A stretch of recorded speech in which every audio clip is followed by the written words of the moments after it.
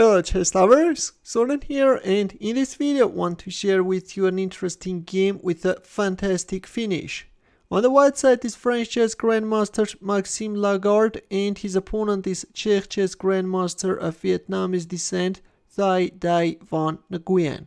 This game is from the ongoing 2021 European Individual Championship, which takes place in Reykjavik.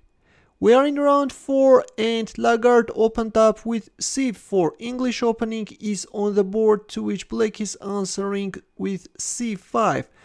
A symmetry is on the board. Yeah, we have the symmetrical English, and what is interesting, black can keep the symmetry going until full development has almost been achieved.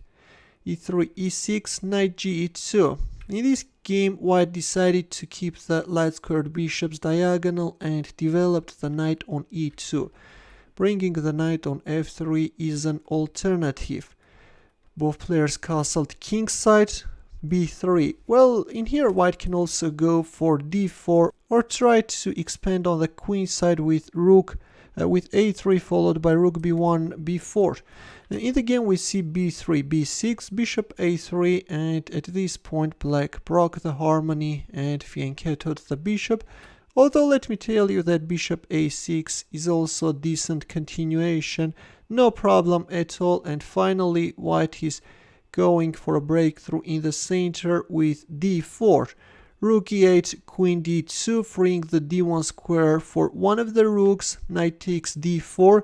And now, if black won't go for d5, then can find himself with a very vulnerable pawn on d6, which at any moment can fall. That's why we see d5 move.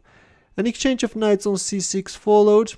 Rook d1, d takes c4, and queen e2. White is rejecting the offer of exchange of queens. Now black queen is under attack, which moves on c6 in order then to recapture on c6 and have a control over the long diagonal. Rook a c1. In return, white is not hurrying to win black pawn.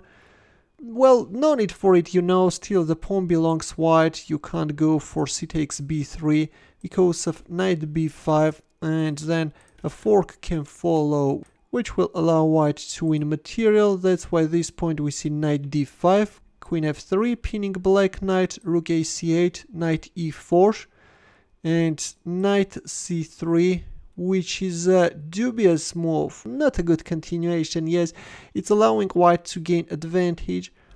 Better was, as right now white's threat is knight d6, better is covering the d6 square with bishop e5.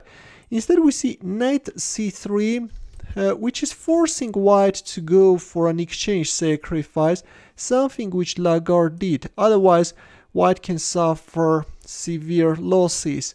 Rook takes c3 is on the board, bishop takes c3, rook d6, queen a8, queen f4. White is unpinning the knight, and already black bishop is hanging. That's why it moved back on g7 and rook d7, targeting the pawn on f7. White is creating a mating threat.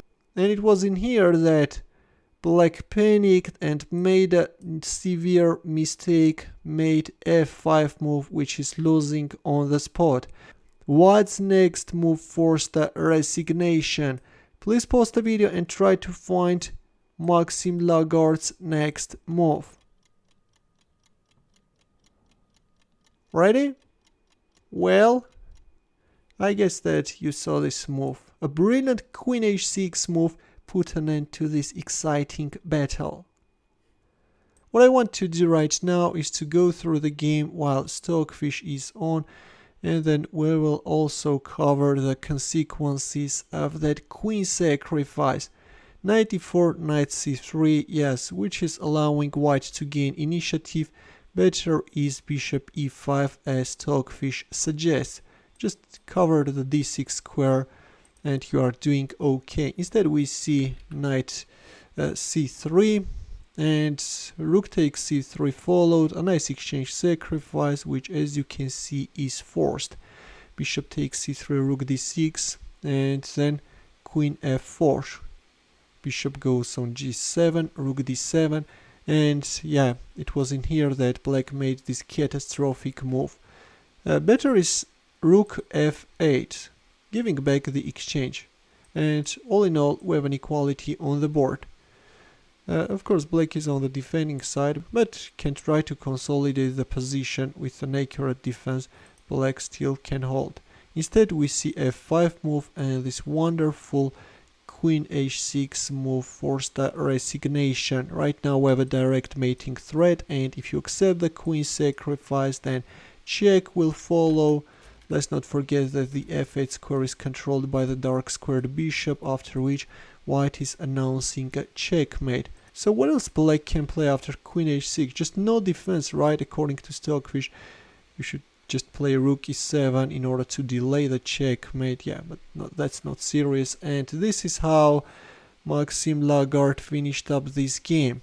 This is it, dear chess lovers. Hope that you enjoyed this game. The queen sacrifice is of course very impressive. As you know, I really adore queen sacrifices, and almost in every video I'm covering a game with the queen sacrifice.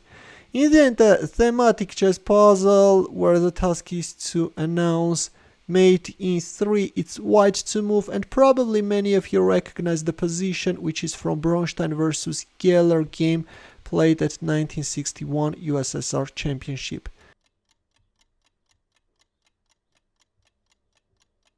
Thanks for watching, we'll see you in my next video.